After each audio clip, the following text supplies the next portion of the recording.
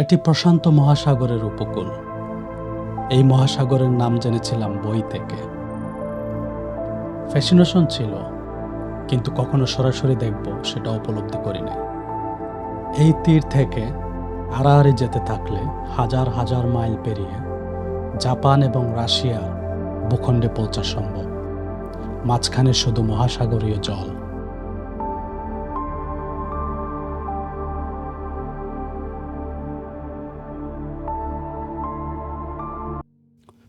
এই সাগর তীরের ছোট শহর, যার নাম ওশেন শোর, এতে প্রায় ৬,৭০০ জনসংখ্যা বসবাস করে।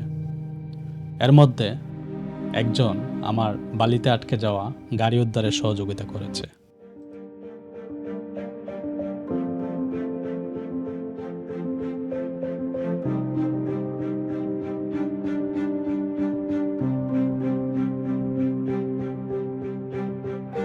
এই বালির বীচটি প্রায় ২০ মাইল দৈর্ঘ্যে লম্বা। বাতাস এক অংশের বালি উড়িয়ে আরেক অংশে নিয়ে যাচ্ছে। এর ঢেউ কখনো শান্ত, কখনো উত্তাল। এই জায়গাটি থেকে রুট 101 নামের একটি রাস্তা প্রায় ৯৩ মাইল প্রশান্ত মহাসাগরীয় কুলগেসা। এই অংশের প্রায় ২৩ মাইল কুইনাল্ট জাতিদের ভূখণ্ড, যে অংশে যুক্তরাষ্ট্রের গভর্নমেন্টের আইন এবং গভর্নমেন্ট সিস্টেম ইত্যাদি নেই। তারা নিজস্ব স্বাধীন সমাজ ব্যবস্থা নিয়ে বসবাস করে। এই কোস্টাল এরিয়াতে এরকম আরও কিছু ট্রাইবাল জনগোষ্ঠী রয়েছে। কুইনাল্টদের প্রধান ইকোনমি হচ্ছে কাঠ। এই কাঠগুলো যুক্তরাষ্ট্রের অভ্যন্তরীণ ব্যবহারের পাশাপাশি চলে যায় চায়না, জাপান, কোরিয়া সহ বিভিন্ন দেশে। তাছাড়া এই অঞ্চলের সামুদ্রিক মাছ এবং টুরিস্ট ইকোনমির প্রভাব রয়েছে।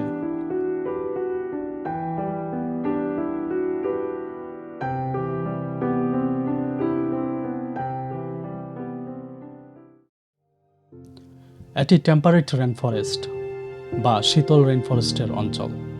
এই জায়গাটির মতো ক্লাইমেট খুব কম অঞ্চলে রয়েছে। জানতে পারি আলাস্কা, কানাডার ব্রিটিশ কলম্বিয়া, নিউজিল্যান্ড ও চিলির কিছু অংশে শুধু এমন ক্লাইমেট রয়েছে।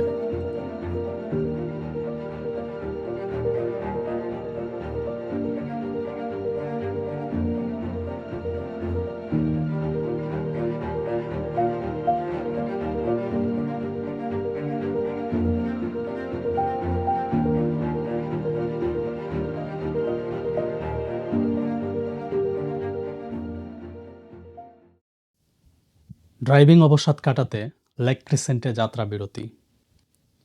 মাউন্টেন বেষ্টিত, বরফ শীতল, ক্রিস্টাল ক্লিয়ার নীল পানির হ্রদ এটি।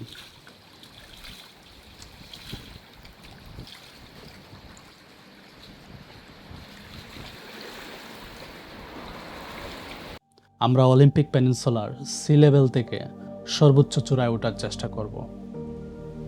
এর চূড়ায় মাঝে মাঝে আলপাইন উইন্ড বা প্রচণ্ড বেগের বাতাস প্রবাহিত হয়, যা ঘন্টায় ৭০ মাইল বেগ পর্যন্ত পৌঁছায়। শক্তিশালী বাতাসের নেচার থেকে উপলব্ধ জায়গাটির নাম হারিকেন রিজ রাখা হয়েছিল। এই অঞ্চলটি বন্য হরিণ, ঈগল, ভাল্লুক সহ অনেক প্রাণীর আবাসস্থল।